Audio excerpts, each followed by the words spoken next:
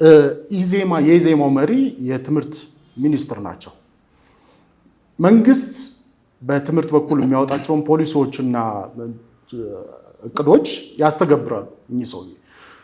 አሁን በትምህርት በኩል የተፈጸሙ ስህተቶችን ቅሬታ የሚያስነሱ እርምጃዎችን ከነዛ ውሳኔዎቻቸው ተጠያቂ ሳይሆኑ የሚቀሩበት እድል አለ።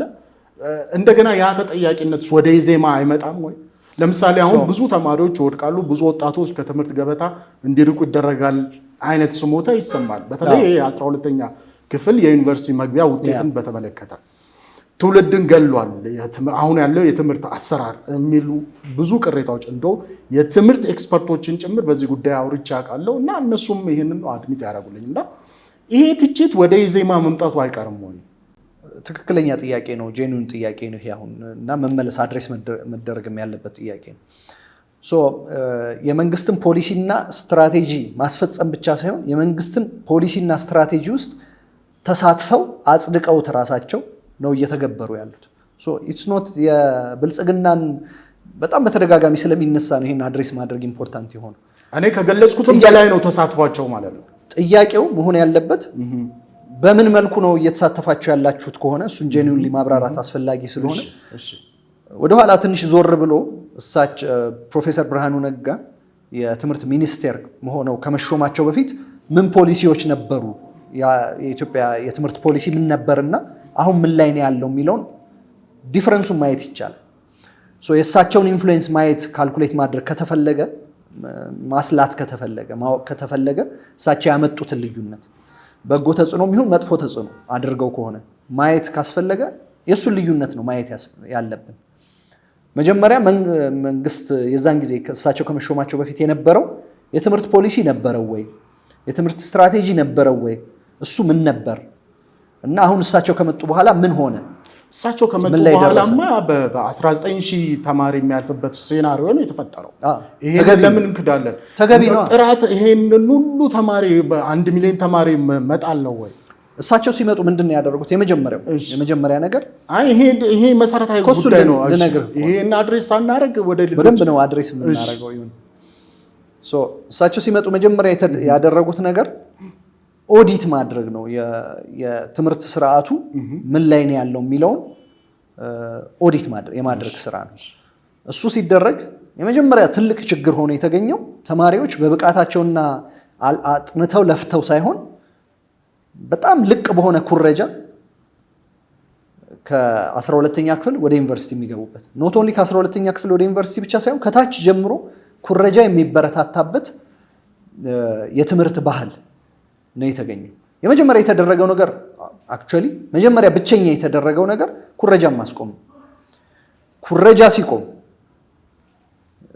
ኤግዛሙ ሳይቀየር የፈተና ስታይሉ ሳይቀየር ኩረጃን ብቻ ቶታሊ 100% ማቆም ሲቻል ያለፈው ተማሪ ያን ያህል ሆነ። እሱ ምን ያሳያል? የትምህርት ስርዓታችን በተማሪዎች ልፋትና ብቃት ላይ የተመሰረተ ሳይሆን በኩረጃ ባህል ላይ የተመሰረተ መሆኑን ያሳያል። የእርምት እርምጃው ምንድን ነው? እሱን የተመለከተ ሲባል የመጀመሪያው አሁን ላሉት ተማሪዎች የመጀመሪያውን እስካሁን ድረስም አክቹአሊ ለወሰዱት ተማሪዎች የነሱ ፎልት ብቻ ስላልሆነ የነሱ ጥፋት ብቻ ስላልሆነ የኩረጃ ባህሉን የዘረጋውም እንደ ሀገር ስለሆነ ሁላችንም ሪስፖንሲቢሊቲ ስላለብን ሬሜዲያል የሚባል ነገር ማርጅኑ ተጠብቆ ዩኒቨርሲቲዎች አኮሞዴት ማድረግ ከሚችሉት ጋር ካልኩሌት ተደርጎ የተወሰኑ ተማሪዎች ውጤቱን የማለፊያ ነጥቡን ባያገኙ 1 ዓመት እንትን ተሰጥቷቸው ሌላ ምንድነው ትምህርት ተሰጥቷቸው ፈተናው እንደገና የሚወስዱበትና ወደ ዩኒቨርሲቲዎች ጆይን የሚያደርጉበት ሁኔታ ተመቻቸ። ይሄ ነገር እስካሁን ቀጥሏል። ሁለተኛ ማድረግ ያለብን የትምህርት ጥራትን ማስጠበቅ ነው። የአስተማሪዎች ስልጠናና የመሳሰሉት ነው ተብሎ የአስተማሪዎች ስልጠና እየተሰጠ ነው ያለው። ሶስተኛ መደረግ ያለበት ከታች ስለሆነ ችግሩ ከኬጂ ጀምሮ የትምህርት ስርዓቱ መቀየር አለበት ተብሎ እሱ እየተደረገ ነው ያለው።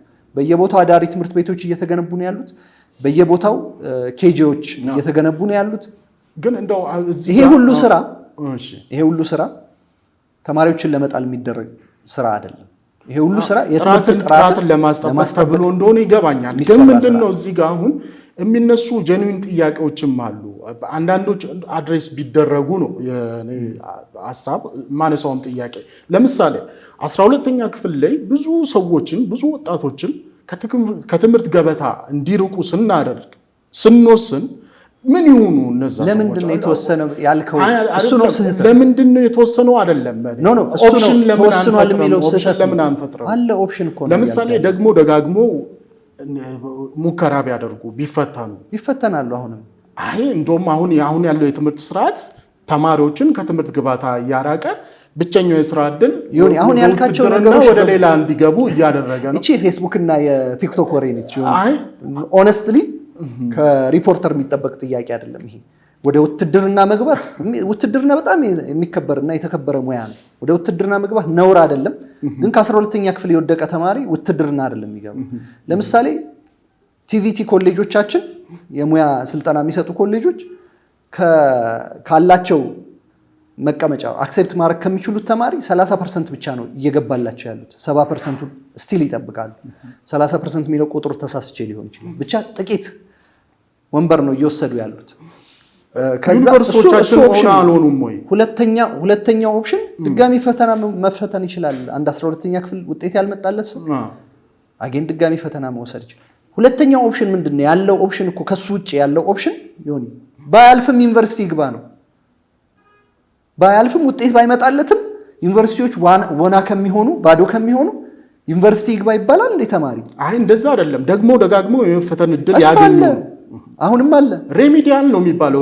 ለሬሜዲያል ራሱ እኮ ሰሌክት ይደረጋል ተማሪ። ሬሜዲያል የሚባለው ሁለቱን የተለያዩ ነገሮች ናቸው። ሬሜዲያል የሚባለው ነገር የተወሰነ ነጥብ መጥቶለት እንደው በትንሽ ስልጠና እንደ ድሮ ፕራይቬት አለ ወይ? ፕራይቬት የመፈተን እድል ለምሳሌ ድሮ ፕራይቬት ይባል ነበር 12ኛ 10ኛ ክፍል 12ኛ ክፍል ደግሞ መፈተን ይችላል አንድ ተማሪ። እሱን አይደለም። አሁን ሬሜዲያል ግን በተወሰነ ስልጠና እዚህ ጋር ሊደርሱ ማለፊያው ነጥብ ላይ ሊደርሱ ይችላሉ ተብለው የሚታሰቡ ተማሪዎች እድል የሚያገኙበት ሁለተኛ እድል ሰከንድ ቻንስ።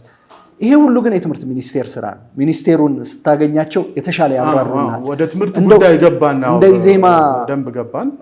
እንደ ኢዜማ ማለት የምንችለው በትምህርት ሚኒስቴር ውስጥ እያመጣን ያለው ስራ እንደ ፓርቲም የምንደግፈው ነው።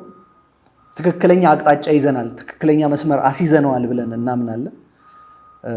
የሚመጣ ምንም አይነት ሬስፖንሲቢሊቲ ከሱ ጋር የተያያዘ ምንም አይነት ተጠያቂነት ካለ የኢዜማ አንደኛው መርህ ተጠያቂነት ነው። በሱ ልክ እኛ ያጠፋነው ነገር ቢኖር ያጠፋነው የለም ብዬ ነው ማለት በትምህርት ረገድ ቢኖር ግን ከተጠያቂነት አንድ ነው።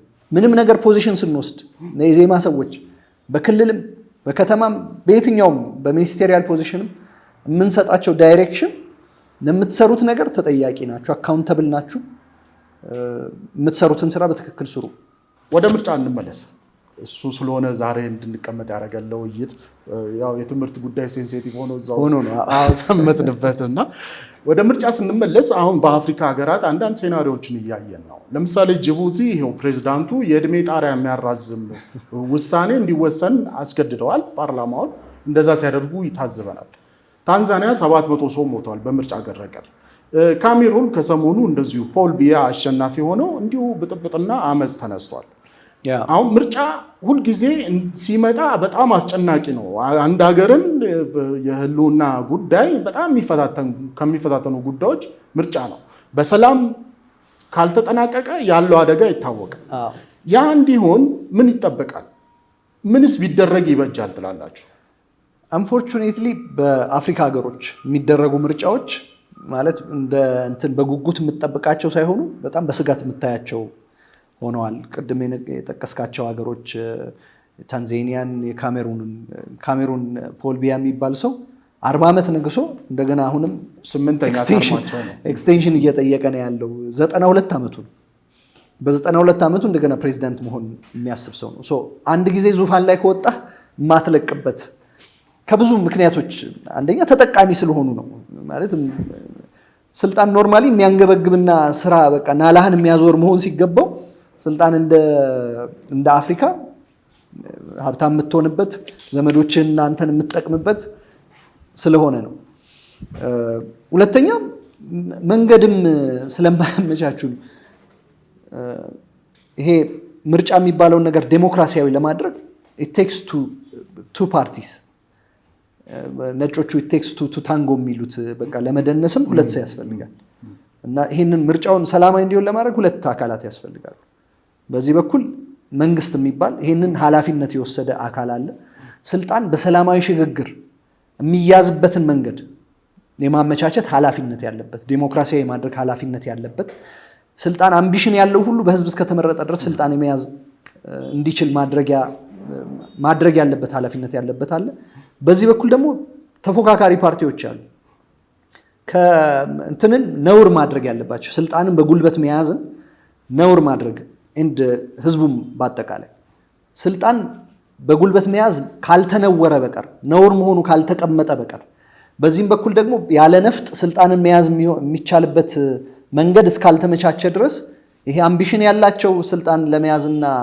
መምራት አለብን ብለው የሚያስቡ ተቃዋሚዎች ባሉበት አምቢሽናቸውን የሚገድል መንግስት ባለበት ሰላማዊ ምርጫ ማድረግ ከባድ ነው ሁለቱም አካላት በዚህ በኩል ያለው ፓርቲዎችና ህዝቡም መንግስትም ይህን ሚናቸውን እስካልተወጡ ድረስ ምርጫ ስጋት በጉጉት የምትጠብቀው ሳይሆን በስጋት የምታየው መሆኑን ይቀጥላል በኢትዮጵያ ኮንቴክስት ፎርቹኔትሊ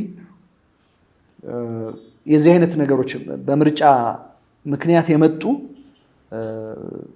ሞቶችና የሰው ልቂት ግርግሮች ምናምን በጣም ጥቂት ናቸው ምናልባት የምንጠቅሰው 97 ነው ከሱ በፊትም ከሱ በኋላም በምርጫ የመጣ እንትን አላስታውስም በምርጫ የመጣ ቫዮለንስ አላስታውስም ያ ማለት ግን አይመጣም ማለት አይደለም እነዚህ ሁለት ሁኔታዎች እስካልተሟሉ ድረስ ነፍጥ የሚያነሳም ነፍጥን ለማስጣል ደግሞ የሚተጋም መንግስት ስለሚኖር ግጭቶች መምጣታቸው ቫዮለንስ መምጣቱ የሰው ህይወት አንፎርቹኔትሊ መጥፋቱ የሚቀር አይደለም ሁላችንም ኃላፊነታችንን መወጣት ነው እሱ እንዳይሆን ኢትዮጵያ ውስጥ ሰላም እንዲመጣስ ምን መደረግ አለበት ነው በጣም ከባድ ጥያቄ ነው የሚሊዮን ዶላር ጥያቄ ነው ጥያቄ ኢትዮጵያ ውስጥ ሰላም እንዲመጣ ቅድም ያልኩት ነገር ሁለት ነገሮች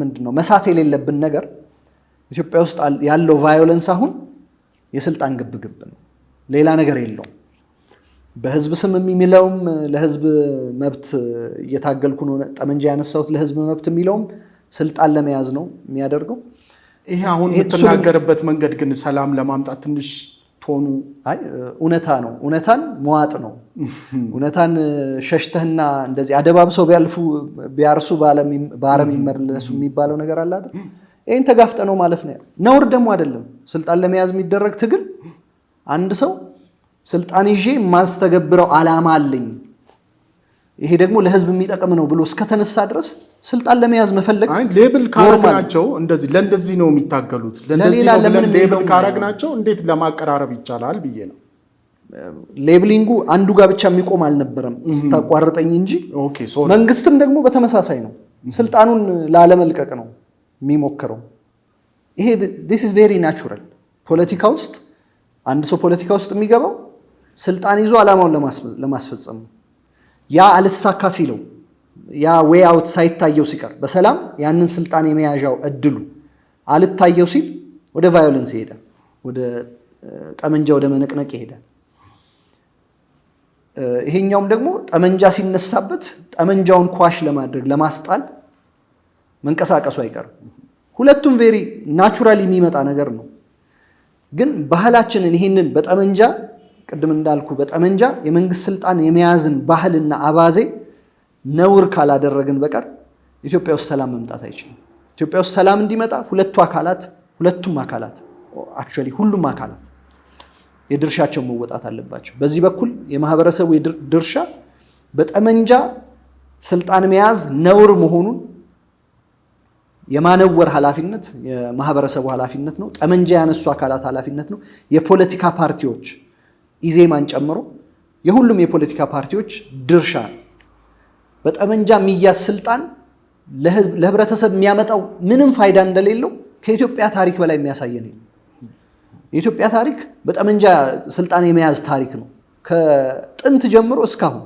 በዲሞክራሲያዊ ስልጣን ሽግግር ወደ ስልጣን የመጣ አካል የለም ኢንክሉዲንግ አሁን ያለው መንግስት ጨምሮ በቫዮለንስ ነው የመጡት እሱን አንድ ቦታ ከርቴል ካላደረግ ነው ካላቆም ነው በቀር ይሄ አባዜ እስከቀጠለ ድረስ ህብረተሰቡ ሰላሙን ማጣቱ የሰው ህይወት ማጣታችን የሚቆም ነገር አይደለም። ይህንን ማቆም በአንድ በኩል፣ በሌላ በኩል ደግሞ የመንግስትን ስልጣን በዲሞክራሲያዊ መንገድ በህዝብ ምርጫ የመያዝን መንገድ ደግሞ ማመቻቸት የመንግስት ኃላፊነት ነው። የመንግስትን ስልጣን የያዘው አካል ኃላፊነት ነው። ሁለቱም አካላት መንግስትም የድርሻውን ካልተወጣ ህብረተሰቡም እና ጠመንጃ ያነሱ አካላትም የድርሻቸውን ካልተወጡ ኢትዮጵያ ውስጥ ሰላም አይመጣም። አንዱ ብቻ ድርሻውን ቢወጣም ሰላም አይመጣም።